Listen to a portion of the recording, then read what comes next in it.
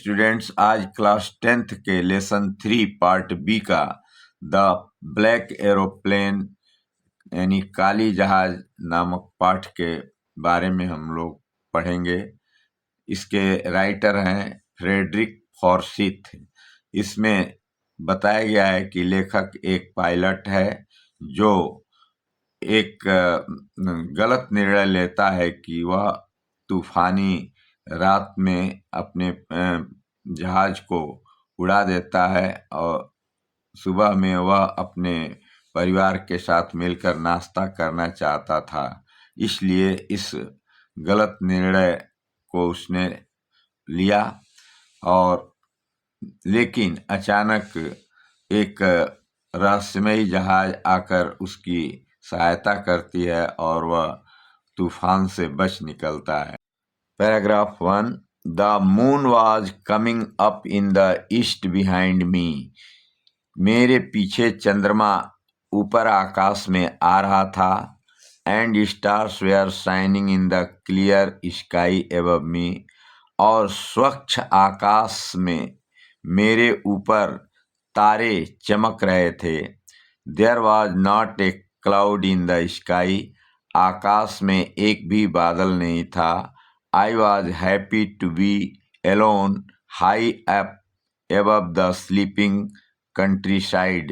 मैं सोते हुए लोगों के ऊपर आकाश में बिल्कुल अकेला होकर के भी प्रसन्न था।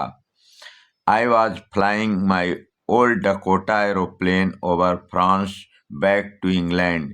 मैं अपनी पुरानी डकोटा एरोप्लेन को फ्रांस के ऊपर से उड़ाकर इंग्लैंड ला रहा था।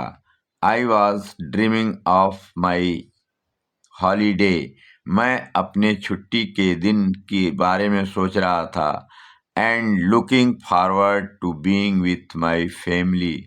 और आगे अपने परिवार के साथ होने की बात सोच रहा था। I looked at my watch. मैंने अपनी घड़ी की ओर देखा।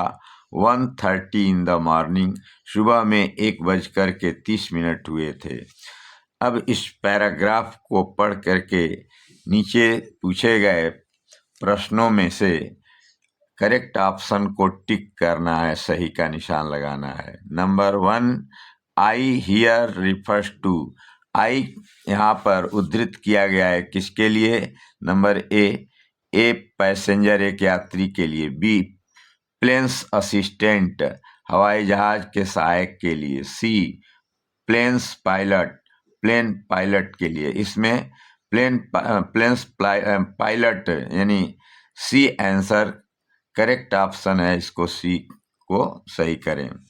Number 2, he was flying his old Dakota aeroplane. वह अपनी पुरानी डकोटा जहाज को उड़ा रहा था। Over England to France. England से फ्रांस की ओर। Over France to England. France से इंग्लैंड की ओर।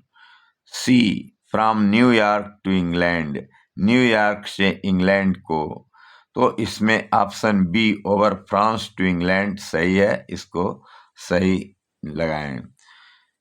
क्वेश्चन 3 है, he thought of his holiday and looked forward to. यानी वह अपने छुट्टी के बारे में सोच रहा था और आगे की भी बातें सोचता था। इस ए है बीइंग विथ हिज ऑफिसर। वह अपने अधिकारी के साथ होना सोच रहा था। Being with his colleagues. वह अपने सहकर्मियों के साथ होना सोच रहा था। सी बीइंग विथ हिज फैमिली। वह अपने परिवार के साथ होना सोच रहा था। इसमें ऑप्शन सी करेक्ट है। इस पर करेक्ट का निशान लगाएं। 4, the phrase looking forward two means. इसमें लुकिंग फॉरवर्ड फ्रेज का जो अर्थ है वह नंबर ए एक्सपेक्टिंग यानी आशा करना। एक्सेप्टिंग अतिरिक्त होना। एक्सेप्टिंग स्वीकार करना। इसमें ऑप्शन ए एक्सपेक्टिंग सही है। उम्मीद करने से इसका अर्थ है। 5, the sleeping countryside refers to all the people who. यानी रात में सोने वाले देशवासी या लोगों को उद्धृत किया गया है उन लोगों के लिए हु ले sleep on the hot day, जो गर्मी के दिन में सो रहे थे।